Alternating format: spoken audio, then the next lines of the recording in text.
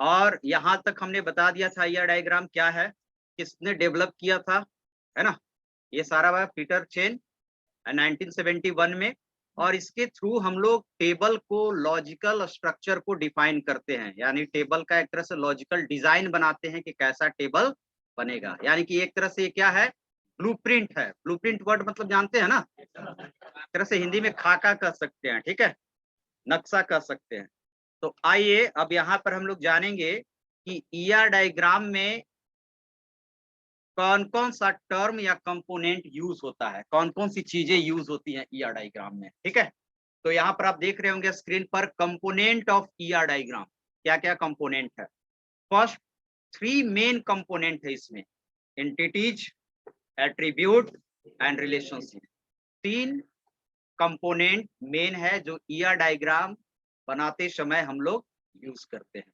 तो एंटिटीज के बारे में मैंने पहले बता चुका है कि एंटिटी क्या है, रियल वर्ल्ड थिंग्स, इधर लिविंग और नॉन लिविंग, दोनों हो सकता है, that is easily recognisable and non recognisable. It is anything that is to be represented in our database. ये कुछ भी है जो आपको डेटाबेस जिसको बनाया जा सकता है, चाहे वो लिविंग है या नॉन लिविंग है। जैसे स्टूडेंट लिविंग हो गया, फैन नॉन लिविंग हो गया, इसका भी डेटाबेस बनाया जा सकता है। कोई कंपनी है, फैन की कंपनी है, तो वो अपना डेटाबेस बनाएगा, है ना, किस मंथ में कितना बिक्री हुआ, पहला तो बनाएगा, फैन का सीरियल नंबर, उसके हर एक प्रोडक्ट का सीरियल नंबर होगा, ठीक है ना, मॉडल होगा, हर एक प्रोडक्ट फैन का प्राइस होगा। तो हर वो चीज लिविंग और नॉन लिविंग जिसकी क्या है, जिसको हम लोग डेटाबेस के फॉर्मेट में रिप्रेजेंट कर सकते हैं, जिसके पास क्या होता है, प्रॉपर्टीज होता है, वो क्या है, एंटिटी है। वो क्या है, एंटिटी है। An entity can be place, person, object, event और कॉन्सेप्ट, ये सब बता रहे हैं, इवेंट और कॉन्सेप्ट सबका एग्जांपल नीचे दिया हुआ है। Which store data in the database, जिसकी डेटाबेस बनाते हैं वो एंटिटी है, ठीक है। The characteristic of entities are must have an attribute, हर एक एंटिटी का क्या होना चाहिए, कैरेक्टरिस्टिक होना चाहिए। जैसे स्टूडेंट का आपको पता है क्या कैरेक्टरिस्टिक होना चाहिए, तभी ना आप स्टूडेंट कह रहे हैं। आप घर पर जाएंगे तो आप स्टूडेंट एंटिटी है, क्यों नहीं है, क्योंकि स्टूडेंट वाला कैरेक्टरिस्टिक आपको घर पे नहीं है। वहां पर कोई आईडी नेम वगैरह, आईडी है नेम वगैरह तो नहीं है, कोई ईमेल आईडी नहीं पूछेगा, कोई कोर्स नहीं पूछेगा। तो कैरेक्टरिस्टिक के बेसिस पर किसी भी एंटिटी को हम लोग डिफाइन करते हैं, ठीक है। और इसमें आपको बता रहा है एंड ए यूनिक की, और एक ऐसा होना चाहिए कैरेक्टरिस्टिक जो यूनिक होना चाहिए, यानी कि प्राइमरी की होना चाहिए, ठीक है। तो ये हर एक एंटिटी में एक होना चाहिए, है ना। Every entity is made of some attributes which represent that entity, वही चीज है, हर एक एंटिटी का क्या होना चाहिए, एट्रीब्यूट्स होना चाहिए, वही प्रॉपर्टीज है, ठीक है। एग्जांपल्स में आप देख लीजिए, जैसे मैंने बोला पर्सन, एम्प्लॉइज एंटिटी, एम्प्लॉई का भी डेटाबेस बनेगा। कोई ऑर्गेनाइजेशन है उसमें एम्प्लॉई का डेटाबेस बनेगा, क्या होगा, employee ID, employee name, employee email ID, post, salary, mobile number, है ना, डेजिग्नेशन, वही पोस्ट हो गया, डेजिग्नेशन किस डिपार्टमेंट में काम करता है, आईटी में, मैनेजमेंट में, कॉमर्स में, है ना। तो एक बड़ा कंपनी है जहाँ बहुत सारे एम्प्लॉई होंगे तो बनेगा। स्टूडेंट, पेशेंट, ये सब एंटिटी है वो किस कैटेगरी में आएगा, पर्सन कैटेगरी में आएगा, क्लियर है। उसके बाद है अगला है प्लेस, प्लेस में आपका क्या आ जाएगा, स्टोर। जैसे मेडिकल शॉप है, वो स्टोर है कि नहीं, उस मेडिकल शॉप में आप देखते हैं कि उसके पास बहुत सारे दवा है, मेडिसिन है, तो सबका क्या बना होगा, डेटाबेस बना होगा। अब बड़े बड़े मेडिसिन हाउस में जाएंगे, जैसे मेडिकाना में आप जाएंगे, तो आपको सर्च करके पता करता है, तो सर्चिंग ऑपरेशन उसका इंटरनली चलता होगा। कोई डिजाइनर डेवलपर होगा जो बना दिया होगा सॉफ्टवेयर, वो दवा के नाम डालता है, दवा का नाम जाके डेटाबेस से फाइंड आउट करता होगा, पता लगाता होगा कि how many that medicine is available और नॉट, कितना आपको अवेलेबल है या है कि नहीं। तो स्टोर हो गया, बिल्डिंग हो गया, है ना, बिल्डिंग में आपका होटल आ सकता है, क्या आ सकता है, होटल आ सकता है, होटल में आपको रूम नंबर, रूम टाइप ये सब आ सकता है, ठीक है। ऑब्जेक्ट में क्या आएगा, machines, that is object, fan, computer is an object, computer का कहीं पर दुकान होगा, कंप्यूटर की कंपनी होगी, फैक्ट्री होगी, तो ये सब ऑब्जेक्ट में आ जाएगा। कार की कंपनी होगी तो उसकी कार की अपना जो भी होगा, कोई भी करा। इवेंट में क्या आ जाएगा, सेल, सेल एक ऐसा एंटिटी है जो न तो लिविंग है और नन नॉन लिविंग है। नॉन लिविंग मतलब नॉन लिविंग है, नॉन लिविंग है बट ये टचेबल है ना, फिजिकल एग्जिस्टेंस है ना, इसका टच कर रहे हैं। बट सेल को हम लोग टच कर सकते हैं क्या? सेल तो नहीं हो सकता है। तो सेल का कोई बना दिया डेटाबेस, जैसे मार्क्स का डेटाबेस बना दिया। मार्क्स भी किस में आ जाएगा? किस पे आ जाएगा? आपको इवेंट पे आ जाएगा। जैसे मार्क्स में आपका आ जाएगा क्या? सब्जेक्ट की आईडी, सब्जेक्ट की name, full marks, marks obtained, passing marks, ये सब टेबल होगा ना। तो ये कॉलम का हम लोग टेबल का क्या नाम देंगे? Marks, student marks. तो ये सब आपको आ जाएगा, इवेंट में आ जाएगा। रजिस्ट्रेशन कहीं कराएं तो उसका रजिस्ट्रेशन का डिटेल्स। कॉन्सेप्ट में आ जाएगा आपको अकाउंट, अकाउंट नंबर, है ना, अकाउंट होल्डर नेम, है ना। उसके बाद बैंकिंग उसका जो भी होगा, करेंट बैलेंस, विड्रॉवल अमाउंट, है ना, डिपॉजिटेड अमाउंट, ये सब होगा ना उसके डेटाबेस में। ठीक है ना। डेट, किस डेट पर कितना विड्रॉल किया, कितना ये किया, उसकी डेटाबेस होगी। तो ये सारा आपको आ जाएगा एंटिटीज। यानी नॉर्मल वे में जाने तो एंटिटीज वो चीज है जिसको हम लोग फर्दर डेटाबेस के रूप में या टेबल के रूप में रिप्रेजेंट कर सकते हैं। समझ गए? कोई कंफ्यूजन नहीं है? सेल नॉन लिविंग कहाँ बोल रहे हैं? तो नॉन लिविंग और लिविंग दोनों में से कोई नहीं है। नॉन लिविंग भी कहाँ हुआ? नॉन लिविंग कहने का मतलब क्या? निर्जीव, जिसको कम से कम इसको ये नॉन लिविंग है बट इसको टच तो कर रहे हैं, यानी कि जिसकी फिजिकल एग्जिस्टेंस है। नॉन लिविंग और लिविंग में क्या होता है? दोनों चीज है। फिजिकल एग्जिस्टिंग जिसका है, और सेल्स है जो कॉन्सेप्ट है, जो ना तो लिविंग में आएगा और ना नॉन लिविंग में आएगा। एक कॉन्सेप्ट है, सेल्स हो गया, मार्क्स हो गया, है ना। ये कॉन्सेप्ट है दिमाग में कि ये चीज होना चाहिए। वो लिविंग नहीं जिसको टच कर सके, नॉन लिविंग नहीं जिसको टच कर सके। क्लियर है? हाँ, और कुछ पूछना है इसमें? चलिए, तो एंटिटी समझ गए, अब दिमाग में रहेगा, एंटिटी वर्ड का यूज करेंगे तो। चलिए आगे बढ़ते हैं। एंटिटीज आपका अब आता है एंटिटी सेट। क्या आता है? तो सिंपल सा है, entities collections are called entity set. But यहां पर ध्यान देना है कि same type of entities collection are called entity set. ऐसा नहीं कि जैसे स्टूडेंट एंटिटी है, डॉक्टर एंटिटी है ना, और रूम एंटिटी है, तो डॉक्टर, स्टूडेंट और रूम हो गया, बस ये क्या हो जाएगा? एंटिटी सेट हो गया। नहीं, एंटिटी सेट कहने का मतलब कि जहां पर सेम ऑर्गेनाइजेशन यानी कि सेम कैरेक्टरिस्टिक वाला एंटिटीज का कॉम्बिनेशन। जैसे अगर डॉक्टर होगा तो डॉक्टर, पेशेंट, नर्स, रूम मतलब हॉस्पिटल का रूम, ये सब कलेक्टिवली क्या कहलाएगा? एंटिटी सेट कहलाएगा। समझ रहे हैं ना? अगर स्टूडेंट, टीचर, है ना, library, admin staff, all are called entity set. तो an entity set is a group of similar kind of entities. Clear है? It may contain entities with attribute sharing similar values. कुछ तो similarity होगा student और teacher में, है ना, student और लाइब्रेरी में, तो उसको हम लोग क्या बोलेंगे? एंटिटी सेट बोलेंगे। एंटिटीज आर रिप्रेजेंट, बाकी सब जान रहे एंटिटीज किसको कहते हैं। जैसे for example student, library, teachers are called entity set. समझ गए एंटिटी सेट? आगे बढ़े। उसके बाद आता है टाइप्स ऑफ एंटिटी। क्या है? Types of entity. There are two types of entity, strong entity and weak entity. Strong entity को स्क्रीन पर दिख रहा होगा, उसको बोलते हैं हम लोग इंडिपेंडेंट एंटिटी, यानी कि नाम से ही पता चल रहा है कि किसी पर डिपेंडेंट नहीं होगा। क्लियर है?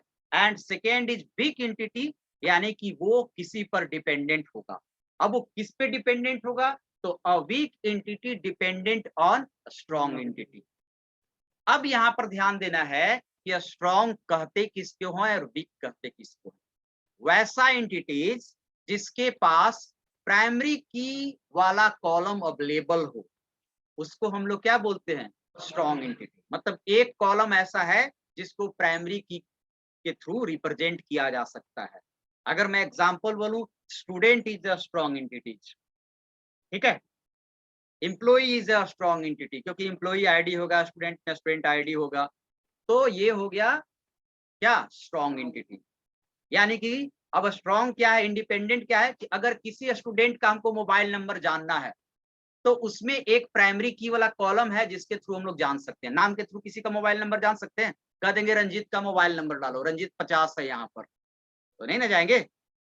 तो इसके पास एक कॉलम है आईडी आपको आईडी उस बच्चे को पता करना होगा कि इस आईडी का मोबाइल नंबर डालो, इस आईडी का एक ही स्टूडेंट होगा, उसका मोबाइल नंबर फाइंड आउट हो जाएगा। यानी कि इस एंटिटी के किसी भी को फाइंड आउट करने के लिए किसी दूसरे टेबल पर निर्भर नहीं रहना होगा। तो ये हो गया स्ट्रॉन्ग। वीक में ऐसा एंटिटीज जिसमें प्राइमरी की लायक कोई कॉलम नहीं है, उसको हम लोग क्या कहते हैं? वीक एंटिटी कहते हैं। क्लियर है? अब इसको मैं आपको एक एग्जाम्पल के थ्रू बताता हूँ। एक डायग्राम बना दे, डायग्राम नहीं, एक टेबल बना देते हैं और उस टेबल के थ्रू आप देखेंगे कैसे स्ट्रॉन्ग हुआ और कैसे वीक हुआ। क्लियर है? तो चलिए हम एक्सेल में बना देते हैं, यहाँ पर डिजाइन उतना नहीं करेंगे। एक्सेल में हम टेबल खोलते हैं और बाद में इसमें हम अटैच कर देते हैं, क्योंकि एक्सेल में टेबल बनाने में आसान होगा मेरे को।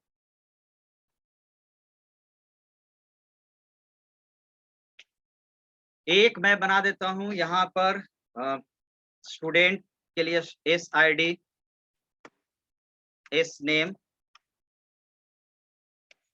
कहीं पर देखिए मैं जब भी दे रहा हूं तो बीच में अंडरस्कोर दे रहा हूँ। सी आप पढ़े होंगे तो सर ने बोला होगा कि वेरिएबल नेम में स्पेस नहीं होता है। होता है नहीं ना?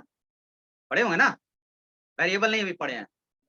अच्छा, वेरिएबल लेते हैं ना, ए बराबर 10, बी बराबर 20। अच्छा ठीक है।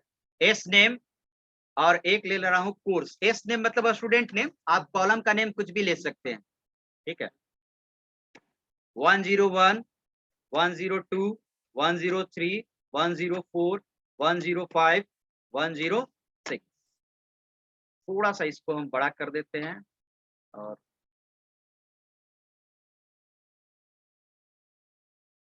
एस नेम ले लेते हैं। दिखाई दे रहा है ना स्क्रीन पर? ये हो गया आपको स्टूडेंट डिटेल्स। इस टेबल का नाम है स्टूडेंट डिटेल्स। ठीक है, थोड़ा बोल्ड कर देते हैं। ठीक है, अब इसमें हम लोग ले रहे हैं name.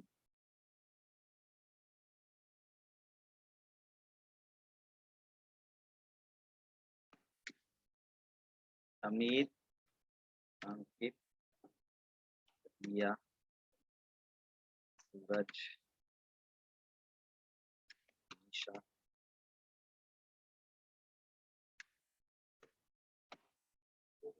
Course BCA, BSc IT, BA, BSc IT.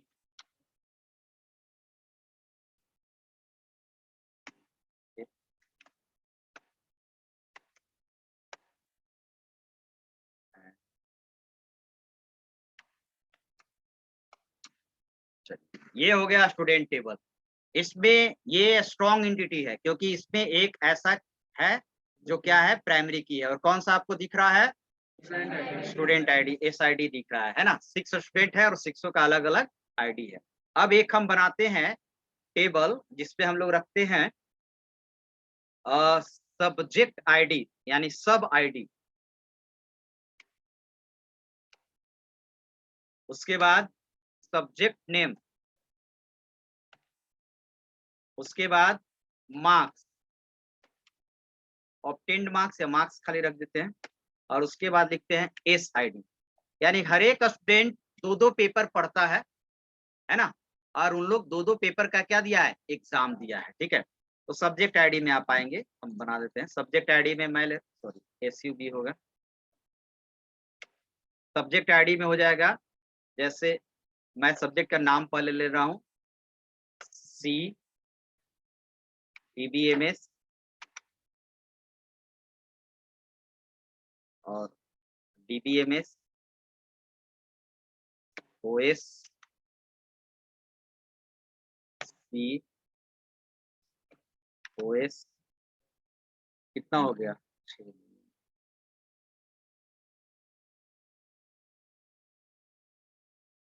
6 हुआ ना? और दे देते हैं इसमें FIT दे रहे हैं, फंडामेंटल हो गया। और ओएस दे रहे हैं इसको, और FIT हो गया, सी हो गया, डीबीएमएस। देखते हैं अभी कितना हुआ। हर एक का आईडी एक दे रहे हैं, हर एक सब्जेक्ट का क्या दे रहे हैं? आईडी दे रहे हैं। जैसे सी का आईडी दे रहे हैं C101। आईडी एक ऐसा चीज है ना जिसमें न्यूमेरिक वैल्यू भी होता है और स्ट्रिंग वैल्यू भी होता है, यानी अल्फा न्यूमेरिक भी हो सकता है। आईडी एक ऐसा चीज है, स्ट्रिंग तो नहीं होता आईडी कभी, लेकिन ये हो सकता है, न्यूमेरिक भी हो सकता है और अल्फा न्यूमेरिक भी हो सकता है ना। जैसे A1 आईडी होता है, A2 आईडी होता है, कहीं कहीं जाइएगा तो सी है अल्फा न्यूमेरिक वैल्यू। क्या नहीं, सी में अल्फा न्यूमेरिक, इस तरह के वैल्यू को अल्फा न्यूमेरिक कहते हैं। आता है स्ट्रिंग, नहीं स्ट्रिंग ही में आएगा। हाँ, न्यूमेरिक छोड़ के बाकी स्ट्रिंग में ही आता है। अल्फा न्यूमेरिक को रिप्रेजेंट करने के लिए हम लोग क्या यूज करते हैं? स्ट्रिंग। क्या होता है? स्ट्रिंग। स्ट्रिंग तो पढ़ाए होंगे ना सर, डबल कोड में जो भी चीजें रहती हैं वो क्या रहता है? स्ट्रिंग। अभी नहीं पढ़े हैं क्या? कुछ बोलता है पढ़े हैं यार, तुम लोग कंफ्यूजन हो जाते हो। डबल कोड में जो भी है वो क्या होता है? तो अल्फा न्यूमेरिक को रिप्रेजेंट हम लोग कैसे करेंगे? वो इंटीजर में आएगा, स्ट्रिंग में आएगा कि डेट में आएगा? इंटीजर में तो नहीं आएगा, क्योंकि इंटीजर में 0 to 9 के अलावा कुछ होता नहीं है।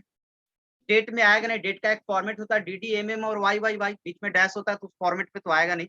तो बाकी क्या बच जाएगा? String. String is a combination of anything, any character which enclosed in double quote. तो कोई भी कैरेक्टर ये किस पे आ जाएगा? स्ट्रिंग में आ जाएगा। ठीक है, अब यहाँ पर हम देते हैं D_101, सब में 101 दे देते हैं। ठीक है, तो ऑब्वियसली दोनों पेपर सेम है, तो कंट्रोल C कंट्रोल V, और ये यहाँ पर मैंने क्या लिया है?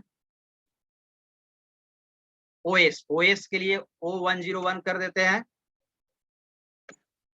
ठीक है, C में है आपको C101, control C control V, और फिर क्या है? FIT के लिए F101।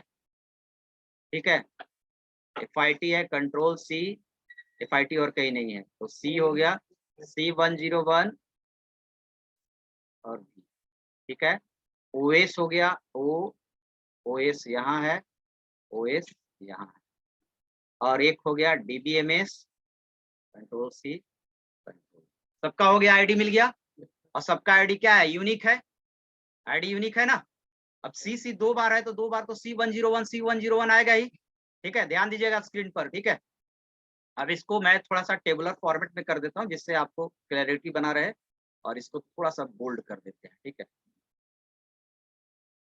अब आते हैं मार्क्स में। कुछ अपने मन से बैठा दीजिए। 90 मार्क्स आया, 95 आया, 89 आया, है ना, और इसमें 86 आया, 81 आया, 78 आया, 94 आया, 93 आया, और इसमें 81 आया, 78 आया। चलिए, ये मार्क्स हो गया हर एक सब्जेक्ट का। अब है कि ये हमने बोला इस टेबल का नाम हम रखते हैं मार्क्स, मार्क्स डिटेल्स। ठीक है, मार्क्स डिटेल्स।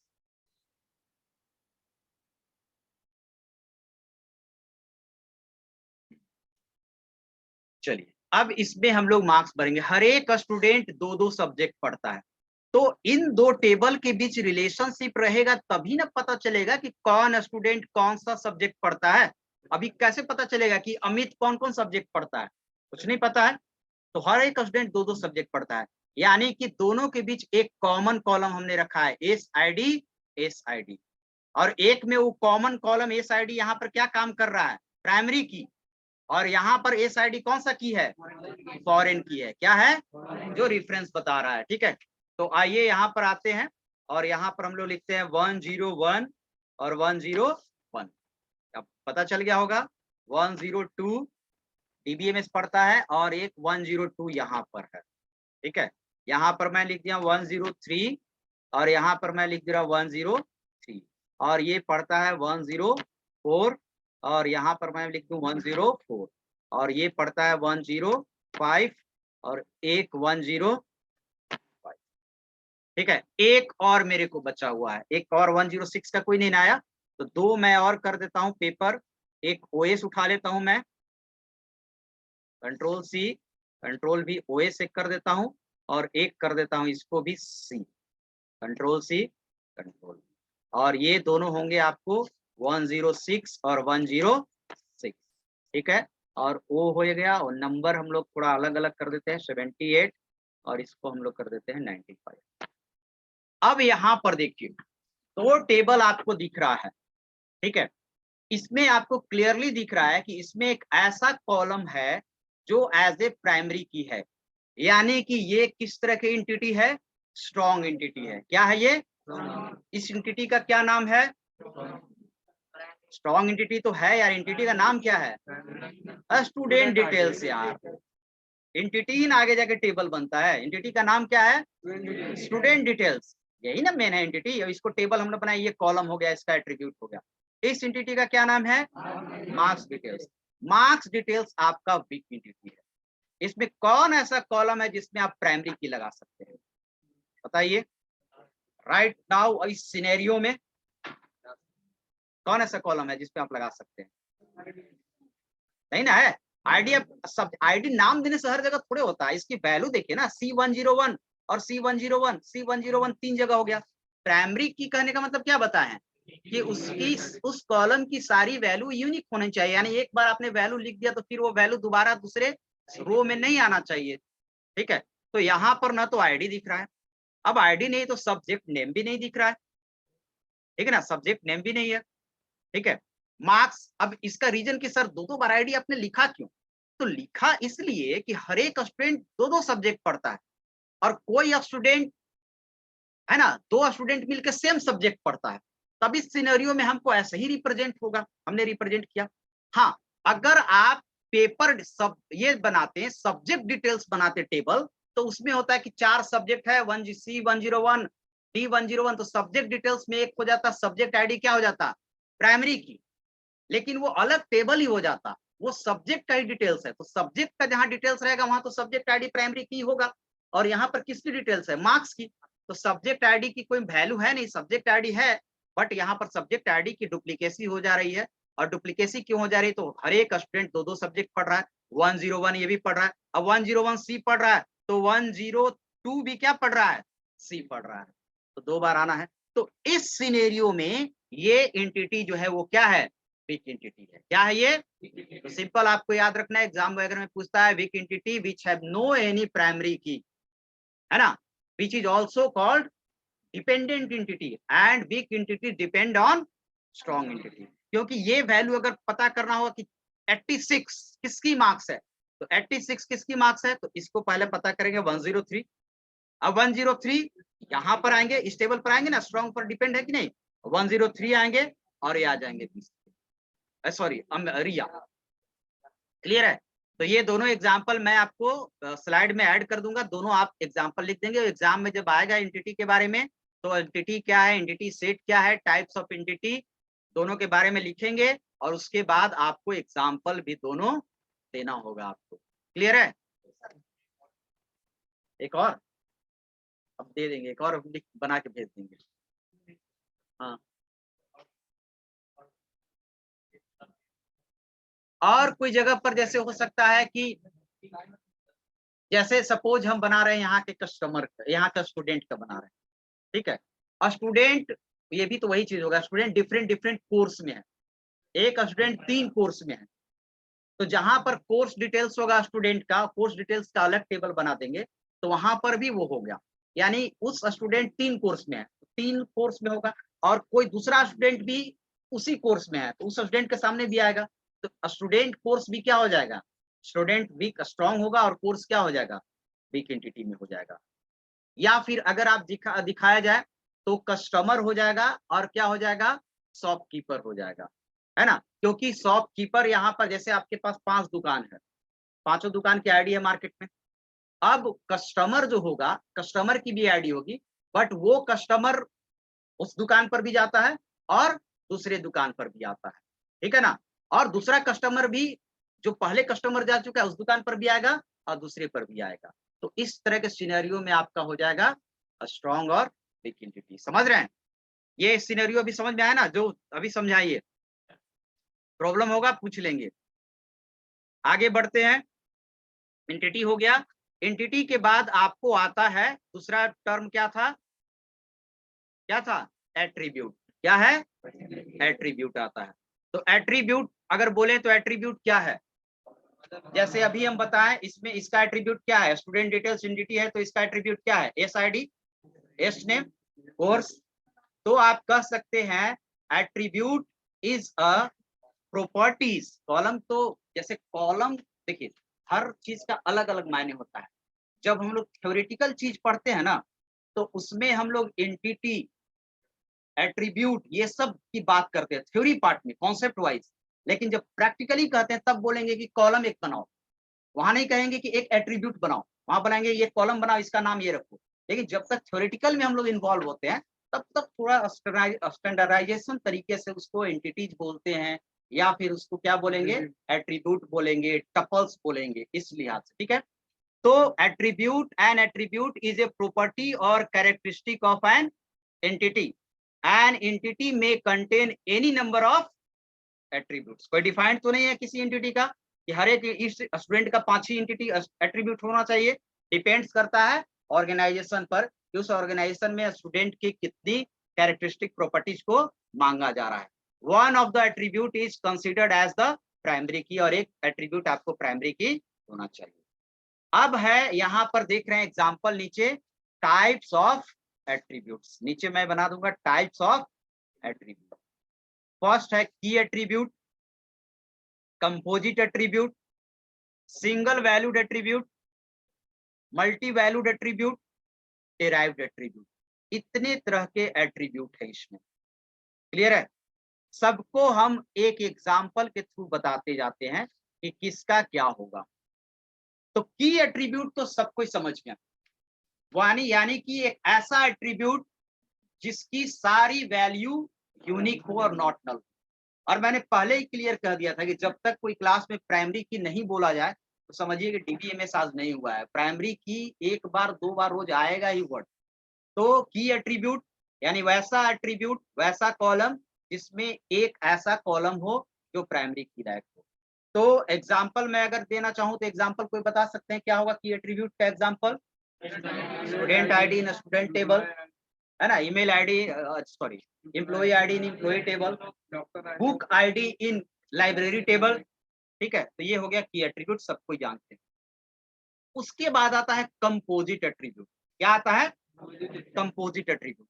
कंपोजिट एट्रीब्यूट उस एट्रीब्यूट को कहेंगे जिसको हम लोग फर्दर 2 से 3 भाग में डिवाइड कर सकते हैं, उसको बोलेंगे कंपोजिट एट्रीब्यूट। जैसे यहां पर आपका एग्जांपल होगा नेम, क्योंकि नेम को अगर चाहे भविष्य में तो हम लोग 3 पार्ट में डिवाइड कर सकते हैं। एक नेम का कॉलम कोई बना दिया, ईआर डायग्राम में बना दिया कि एक नेम है, और उसको ये दिखा देगा कि बाद में इसको नेम को 3 कॉलम ही बना सकते हैं, first name, middle name and last name. तो एक एट्रीब्यूट एक कॉलम था, उसको कंपोजिट डिवाइड करके कितना में कर दिए? 3। तो name is called composite attribute. और इस तरह से क्या होगा? Address is called also composite attribute. Address, एक कॉलम में एड्रेस लिख दिया, उसमें सारा एड्रेस है। अब कहें ना एड्रेस नाम का 3-4 कॉलम बना दो, स्ट्रीट नंबर, हाउस नंबर, है ना, पोस्ट ऑफिस, डिस्ट्रिक्ट, पूरा हो जाएगा ना। तो इस तरह के एट्रीब्यूट, वैसे एट्रीब्यूट्स जिसको फर्दर हम लोग 2 या मोर देन 2 पार्ट्स में डिवाइड कर सकते हैं, उस एट्रीब्यूट्स को हम लोग क्या कहते हैं? कंपोजिट। है कोर्स कैसे करोगे तुम ये बताओ? रेगुलर कोर्स और क्या होता है? ये डिस्टेंस कोर्स कर सकते हो। रेगुलर में क्या है, डिस्टेंस में क्या है। डॉक्टर में भी हो जाएगा, रेगुलर डॉक्टर या विजिटिंग डॉक्टर। टीचर में भी हो जाएगा, जिसको लगे कि उसको डिवाइड कर सकते हैं। Single valued attribute, single valued attribute में क्या आ जाएगा? जिसकी एक से ज्यादा वैल्यूज होने की पॉसिबिलिटीज नहीं है। वैसे तो आईडी भी आ जाएगा इसमें, आईडी भी एक से ज्यादा नहीं होगा, लेकिन आईडी एक प्राइमरी की में डाल दिए तो उसके अलावा और क्या सोच सकते हैं? ईमेल आईडी हो सकता है, लेकिन ईमेल नहीं, फोन नंबर भी 2 दे सकता है। उसको रिप्रेजेंट हम लोग एक कॉलम में नहीं 2 कॉलम में करेंगे, लेकिन 2 दे सकता है, फोन नंबर देता है ना। तो फोन नंबर, ईमेल आईडी आपको सिंगल वैल्यूड नहीं मल्टी वैल्यूड में आ जाएगा। यहाँ पर आ जाएगा एज। अच्छा एग्जाम्पल क्या है? एज। क्या? हाँ जेंडर आ सकता है। हाँ बोलो बोलो, एक जन बोलो, कोई कुछ बोल रहा है पीछे से, कोई हाथ उठाया था। सिंगल वैल्यूड समझ गए? चलिए उसके बाद आते हैं मल्टी वैल्यूड एट्रीब्यूट।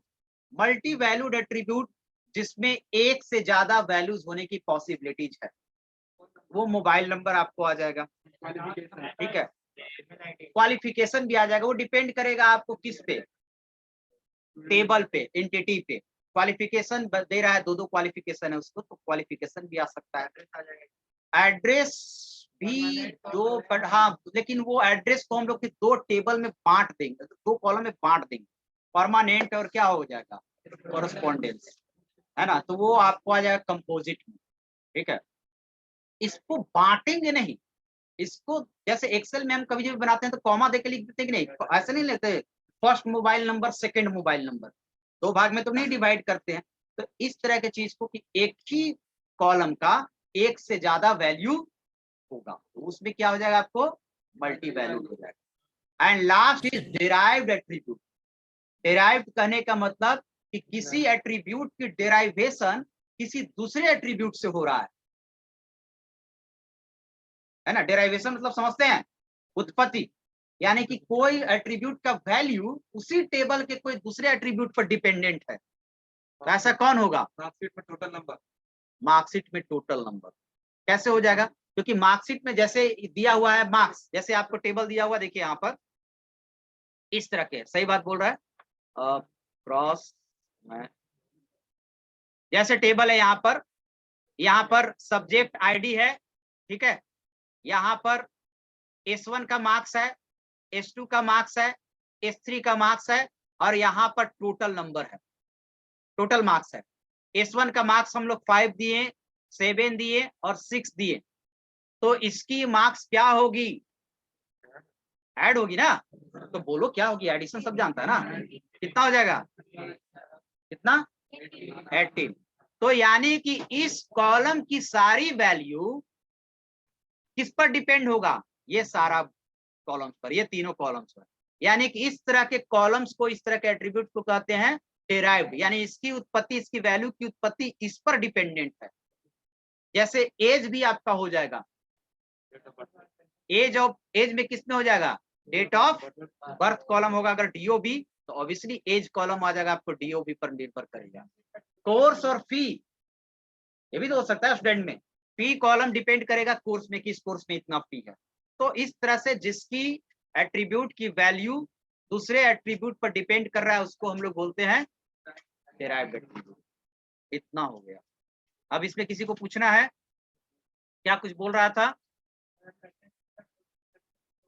हाँ टोटल भी हो सकता है, लास्ट में टोटल नंबर ऑफ प्रेजेंट, है ना। तो ये हो सकता है, कोई भी हो सकता है एग्जाम्पल जो दूसरे पर डिपेंडेंट है। एक और एग्जाम्पल बताएंगे, वैसे इसमें होता नहीं है, एक यूज हम लोग करते हैं नल एट्रीब्यूट। नल एट्रीब्यूट मैंने लिखा नहीं, बट कहीं लिखा रहता है तो मैं आपको बता दे रहा हूँ। नल एट्रीब्यूट कहने का मतलब कि वैसा एट्रीब्यूट जिसकी वैल्यूज फिलहाल ब्लैंक को बाद में उसमें भर सकते हैं। वो एट्रीब्यूट तो है, वो कॉलम तो है, बट ज्यादातर उसको ब्लैंक देखते हैं, बाद में आप भर सकते हैं उसमें, लेकिन ज्यादातर वो ब्लैंक रहता है।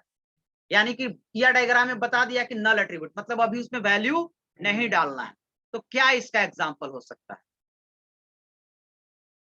ये बात बराबर देखते हैं टेबल में कहीं पर, डेटाबेस में, वैसे एट्रीब्यूट्स जिसमें वैल्यूज नहीं डाला गया हो फर्दर, मतलब राइट नाउ वैल्यू अभी नहीं डाल सकते, बाद में डला सकता है। यानी कि क्या, पेरेंट्स फोन नंबर में भी खाली रख सकते हैं, वैसे तो कुछ भी कर सकते, फोन नंबर लिख के खाली कर दें, कोई नहीं भरे। रिमार्क्स क्या आ जाएगा, रिमार्क्स इसमें ज्यादातर आता है, क्योंकि रिमार्क्स में देखते हैं कि ज्यादातर कॉलम क्या होता है, ब्लैंक होता है ना।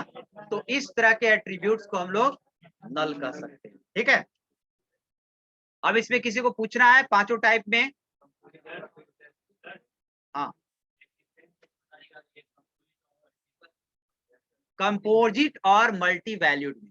देखिए कंपोजिट कहने का मतलब होता है कि एक कॉलम्स को, कॉलम्स ही होगा, फर्दर हम लोग दो या दो से अधिक कॉलम्स में डिवाइड कर, क्लियर है। जैसे फर्स्ट नेम नाम का एक कॉलम है, अब किसी का नाम है अमित कुमार सिंह, तो उसी में कॉलम में आएगा, एक ही कॉलम में।